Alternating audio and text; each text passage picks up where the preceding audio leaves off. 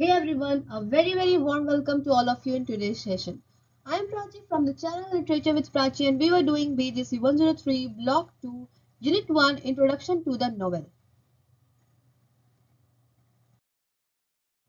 Now let's talk about our topics. So in this unit we have 5 topics and today we are going to cover these two.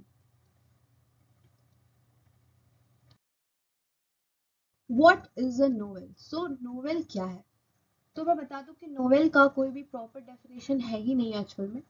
But through these points, I will try to make you understand that what is novel.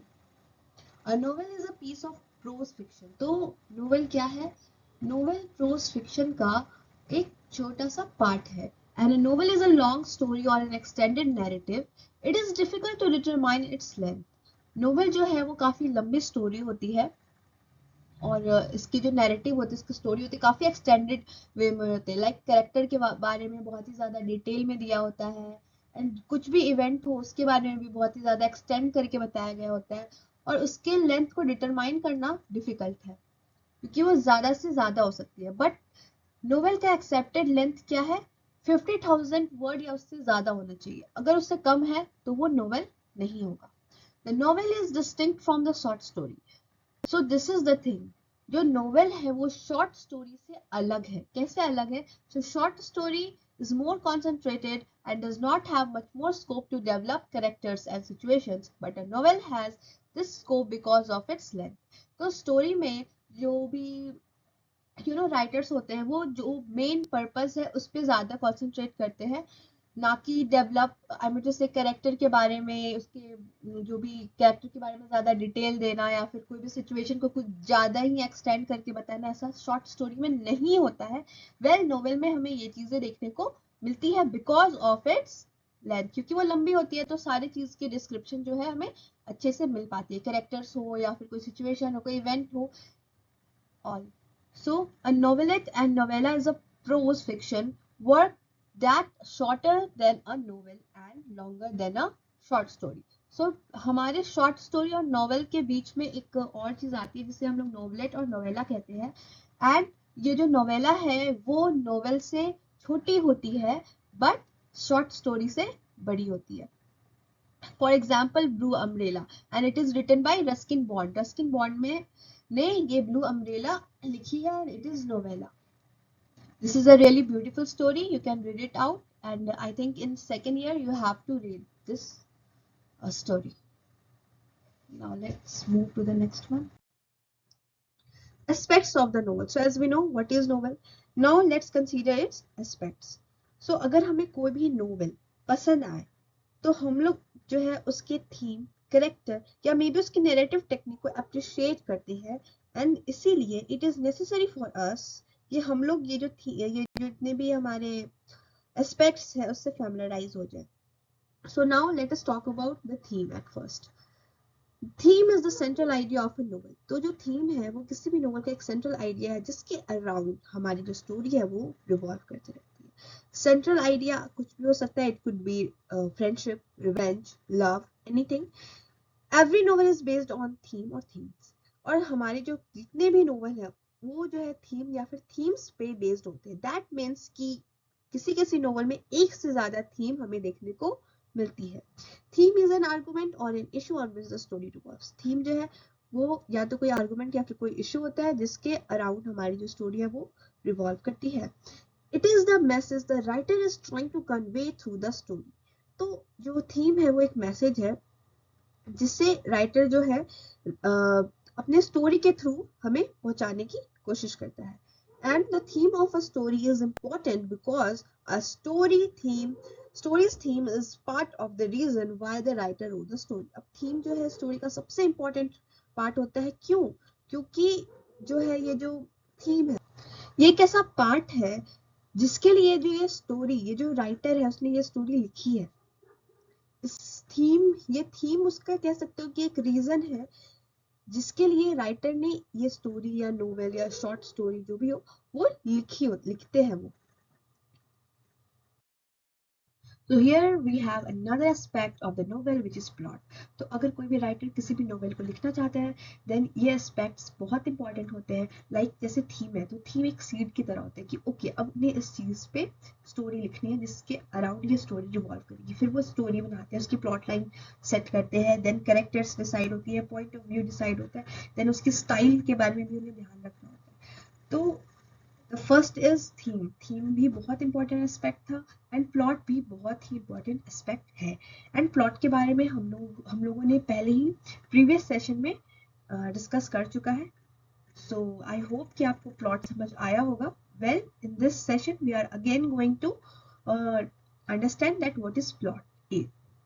So plot is the framework of the story. Plot क्या है? वो किसी भी story का एक framework होता है, एक ढांचा होता है. It has a beginning, middle and and. तो प्लॉट का एक प्रॉपर बिगनिंग होता है, उसका मिडल होता है और एक एंड भी होता है. And it advances with the help of characters, events and actions. That means कि प्लॉट जो है अगर उसमें कैरेक्टर्स ना हो, कोई सिचुएशंस ऐसा ना दिया गया हो तो प्लॉट का मतलब ही क्या हुआ? तो प्लॉट में जो है वो कैरेक्टर्स हो, इवेंट्स हो या एक्शंस हो, उससे वो डेवलप होता है. And the plot is a sequence of events. Plot क्या है? वो इवेंट्स का एक सीक्वेंस है, यानी कि कुछ कुछ इवेंट्स दिखाए जाते हैं तोड़ तोड़ कर, ठीक है. And in which event affects the next one through the principle of cause and effect. देखो, तो जो प्लॉट है, जैसे कि दो प्लॉट दिए हुए हैं, तो हमारे जो सेकंड प्लॉट में दिखाया जा रहा है उसका रीजन हमारे फर्स्ट प्लॉट में हमें दिया गया होता है, और इस तरह से ये लोग जो है जुड़े हुए होते हैं. सो अ नोवेल में हैव प्लॉट एंड सब प्लॉट. नोवेल में हमारे पास प्लॉट होता है और सब प्लॉट भी देखने को मिलता है किसी किसी नोवेल में. So but these two do not run separately. और ये लोग अलग अलग नहीं चलते. ऐसा नहीं है कि प्लॉट अलग है और सब प्लॉट की अलग स्टोरी है. स्टोरी अलग होती है बट एक ऐसे पॉइंट पे आके वो मेन थीम से इंटरलिंक्ड हो जाते हैं, ठीक है. तो अगर हमें किसी भी प्लॉट में सब प्लॉट दिखाया जा रहा है दैट मीन्स कि वो जो है वो थीम से इंटरलिंक्ड होगी. So at some point they are interlinked with the main theme. As I told you कि जो सब प्लॉट जो हमें दिया होता है प्लॉट में वो कहीं ना कहीं हमारे मेन थीम से इंटरलिंक्ड होती है. जैसे कि हमारा जो नोवेल हम लोग आगे पढ़ने वाले हैं, the binding vine. In this novel we are going to understand the plot and subplot in better way. तो अभी तो नोवेल हमने पढ़ा नहीं है बट जब पढ़ेंगे देन मैं आपको इसका एग्जाम्पल अच्छे से दे पाऊंगी. So let's move further. Characterisation. So next aspect is characterisation. So characters जो होते हैं वो नोवेल के कुछ पर्सन्स होते हैं, या अगर कोई स्टोरी हो या नोवेल हो उसमें पर्सन्स होते हैं. ऑफ कोर्स हमें अगर नोवेल लिख रहे हैं तो उसमें कुछ लोग तो होंगे ना, कुछ कैरेक्टर्स तो होंगे. ऐसा तो नहीं है कि हम लोग डिस्क्रिप्टिव प्रोज कर रहे हैं कि मतलब अगर हमें किसी चीज का डिस्क्रिप्शन भी करना है तो उसके लिए कुछ चाहिए, राइट. अगर वो इवेंट ही हो तो इवेंट के लिए हमें कुछ कैरेक्टर्स तो चाहिए होंगे. तो it is also important aspect of the novel. Characters are the persons in a novel और a story who are given some qualities by writer. तो कैरेक्टर क्या होते हैं? एक ऐसे पर्सन होते हैं नोवेल में या फिर स्टोरी में, कुछ पर्सन्स होते हैं जिन्हें कुछ क्वालिटीज दी जाती है, राइटर्स देते हैं उन्हें क्वालिटीज. अब वो बुरी क्वालिटी भी हो सकती है, गुड क्वालिटीज भी हो सकती है, ग्रीड हो, लस्ट हो, anything, it could be anything, and which they reveal through their actions. और हमें उनके क्वालिटीज के बारे में, जो कैरेक्टर्स दिए होते हैं हमारे नोवेल में, उनकी क्वालिटीज के बारे में कि वो कैसे, किस टाइप के कैरेक्टर्स है, कैसे पता चलता है? उनके एक्शंस के थ्रू पता चलता है. how these persons act, react, learn from their life situations and how they change constitute the art of characterization. If a character moves us and remains in our memory, we say that characterization is powerful. सो अगर हमने कोई movie देखी या कोई भी book ही पढ़ ली, उसमें अगर कोई कैरेक्टर हमें पसंद आ जाता है तो हम लोग कहते हैं कि हाँ वो जो कैरेक्टर था वो काफी पावरफुल था. लाइक कि आप हैरी पॉटर की बुक पढ़ते हो तो आप उसमें बोलते हो ना कि हैरी पॉटर में जो हैरी पॉटर है वो काफी अच्छा कैरेक्टर है. जेम्स बॉन्ड का नाम तो सबने सुना होगा. तो वो भी जो है अपनी नोवेल की वजह से फेमस हुए थे. वो भी कैरेक्टर थे बट अब जो है वो एक पार्ट हो गया, उन पे मूवी भी बनी है, तो most of the peoples like James Bond. Further point of view. So the it is the next aspect of the novel and it means the way a story is told. और इसका जो है ये point of view क्या हो गया, ये एक वे है जिसमें कि स्टोरी बताया जा सकता है। वे इन द सेंस कि जो है स्टोरी को जो नैरेट कर रहा है वो किस मोड में है, फर्स्ट पर्सन मोड हो या फिर सेकंड पर्सन मोड है या फिर थर्ड पर्सन मोड है। इसमें अगर कोई जो कैरेक्टर है वो अपनी स्टोरी को खुद बता रहा होता है तो उसको हम लोग फर्स्ट पर्सन नैरेशन बोलते हैं या फिर फर्स्ट पर्सन मोड बोलते हैं। अगर कोई स्टोरी को यू करके पॉइंट कर रहा है किसी भी कैरेक्टर पे तो फिर वो हो गया सेकंड पर्सन नैरेटर। और अगर जो मेन कैरेक्टर पे जो नैरेटर है वो दे या शी ही ऐसा करके पॉइंट कर रहा है तो वो हो गया third person narrator. Now let's discuss these modes in bit detail. So पहला है first person narration. First person narration में क्या होता है, जो कैरेक्टर है वो अपनी स्टोरी खुद बता रहा होता है and we must keep in mind here that he or she is a fictional persona. That means जो स्टोरी बता रहा है वो एक फिक्शनल पर्सन है, वो गर्ल भी हो सकती है बॉय भी हो सकता है, और वो स्टोरी बता रहा है, वो ऑथर नहीं है जो बोल रहा है। And the first person narrator recounts the experience placing himself as I. और जो फर्स्ट पर्सन जो है जो फर्स्ट पर्सन नैरेटर है वो क्या करता है, वो अपने एक्सपीरियंस को बता रहा होता है खुद को आई करके। और इसका बेस्ट एग्जांपल आप ले सकते हो tiger for Malgudi. Tiger for Malgudi में जो टाइगर होता है वो नैरेटर है और वो जो है ऑथर भी नहीं है, और उसने ये जो स्टोरी बताई है वहां पे उसने खुद को आई करके प्लेस किया है and he is the main witness of the events of his life. Second person narrator जो है वो आपकी बुक में नहीं दिया हुआ है बट हम लोग थोड़ा सा इंट्रो ले लेते हैं। सेकेंड पर्सन नैरेटर हो गया जिसमें कि यू करके पॉइंट करते हैं मेन कैरेक्टर पे, एंड इसका एग्जांपल है ब्राइट लाइट बिग सिटी और इसे लिखा है जे मैकनर्डे ने। और इसके लिए अगर आपको सेकेंड पर्सन नैरेटर के बारे में और जानना है तो आई थिंक कि आपके आगे के ईयर्स में आपको पढ़ने मिलेगा, बट अभी आपके बुक में दिया हुआ है फर्स्ट और third person narrator. So the first के बारे में हम लोग ने जान लिया। Now third person point of view के बारे में जानने वाले हैं, जिसमें कि मैंने पहले ही बता दिया कि थर्ड पर्सन नैरेटर में क्या होता है, जो नैरेटर है वो मेन कैरेक्टर्स को या जिसके बारे में भी स्टोरी है उसे ही शी इस तरह से पॉइंट करता है। एंड इसके दो वेज हो सकते हैं, omniscient and limited. So omniscient point of view में क्या होता है, जो नैरेटर है उसे सब कुछ पता होता है और वो रीडर्स को सब कुछ बताते हुए स्टोरी को आगे बढ़ाता है। और लिमिटेड पॉइंट ऑफ व्यू में क्या होता है कि जो नैरेटर है वो स्टोरी तो बताता है हमें कैरेक्टर्स के बारे में बताता है बट लिमिटेड वे में। एंड हम लोग इस चीज को समझ सकते हैं, इसके नाम से ही लिमिटेड रहता है, क्योंकि जो नैरेटर है वो उस कैरेक्टर के बारे में हमें लिमिटेड इंफॉर्मेशन देता है, या फिर वो कैसा फील कर रहा है इन सब बारे में हमें एक लिमिटेड इंफॉर्मेशन देता है, बहुत ही ज़्यादा एक्सप्लेन करके पूरी तरह से पूरी बात नहीं बताता। तो यहाँ पे जो रीडर्स हैं ये उनकी रिस्पॉन्सिबिलिटी होती है जहाँ पे वो इसे समझे कि कैरेक्टर्स का आखिर मतलब कैरेक्टर्स है क्या, उसके बारे में वो सब कुछ जाने through the novel.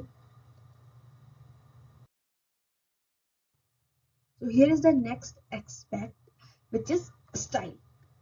So style और point of view में क्या डिफरेंस है कि जो point of view है और स्टाइल है दोनों ही जो है वो स्टोरी बताने का वे है, बट पॉइंट ऑफ व्यू में जो है हम लोग देखते हैं कि उस स्टोरी को कैसे नैरेट किया गया है, राइट। फर्स्ट पर्सन नैरेशन हो या सेकंड पर्सन नैरेशन हो या third person narration. But style में हम लोग क्या देखते हैं, यहाँ हम लोग देखते हैं कि ऑथर ने किस तरह से अपनी किस मैनर में अपनी स्टोरी को बताया है थ्रू द या फिर टर्म्स ऑफ लैंग्वेज या एक्सप्रेशन, किस तरह के एक्सप्रेशन या फिर लैंग्वेज ऑथर्स ने यूज की है, ये देखकर हम लोग उसके जो नोवेल है उसके स्टाइल का पता लगाते हैं। Thus the style is determined by diction or choice of words, sentence structures, syntax and use of figurative language. The characters, situations and events are revealed through the use of language. तो जो style को हम लोग choice की किस तरह का words choose किया गया है नोवेल या स्टोरी में, किस तरह का सेंटेंस का स्ट्रक्चर है, किस तरह का सिंटेक्स है, किस तरह के फिगरेटिव लैंग्वेज यूज हुए हैं उस स्टोरी में, इससे हम लोग स्टाइल को डिटरमाइन करते हैं। और कैरेक्टर्स हो, सिचुएशंस हो या इवेंट्स हो, ये सब जो है हमें लैंग्वेज जो है जो यूज किए जाते हैं स्टोरीज में उसके थ्रू पता चलता है कि कैरेक्टर्स किस टाइप का कैरेक्टर है, सिचुएशन किस तरह का सिचुएशन है। An author has to be careful in his her choice of language because it must suit their character. तो देखो ऑथर जब अपने कैरेक्टर के बारे में लिख रहे होते तो उन्हें उस कैरेक्टर के लिए उस तरह के लैंग्वेज का यूज करना होता है जो उस कैरेक्टर को सूट करे। जैसे कि अगर कोई सिंपल सेमी लिटरेट पर्सन हो, अगर वो फिलोसफिकल लैंग्वेज का यूज करता है देन वो उससे उस कैरेक्टर पे सूट नहीं कर रहा है, right? So here is the note for you that the problem of style is more acute for the Indian writer in English. तो इंडियन राइटर जो थे, जो भी इंग्लिश में अपने स्टोरीज लिखते थे, उनके लिए ये जो स्टाइल था, स्टाइल वाला जो प्रॉब्लम था कि लैंग्वेज उस करेक्टर के लिए होनी चाहिए, उस पर सूट करने चाहिए, वो उन लोगों के लिए एक प्रॉब्लम टाइप का था। While depicting the rural people, the workers and the farmers, they have to use Indian expressions to give the characters a realistic touch. Yes, तो ऑथर अगर इंडियन राइटर जो है वो अगर अपने किसी भी स्टोरीज में अगर रूरल पीपल या किसी वर्कर या फार्मर को बता रहे होते हैं तो उनके लिए उन्हें इंडियन एक्सप्रेशंस का यूज करना होता था ताकि वो अपने स्टोरी में एक रियलिस्टिक टच दे पाए। This sometimes changes the English expression to particularly native expression.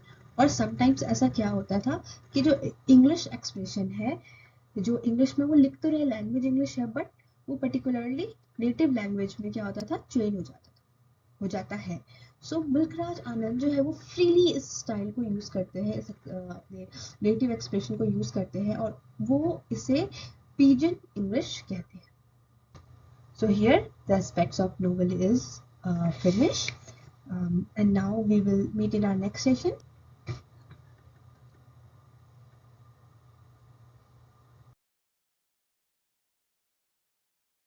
So besties, this is the end of this session and I hope this session is helpful for you. If yes, then kindly like, share, comment and subscribe this channel, and yes, don't forget to click the bell icon. Furthermore, you can join my Telegram channel. There you will get updated with the notices of IGNOU. Now we will meet in our next session in which we will discuss the types of novels. Until then, take care and bye-bye.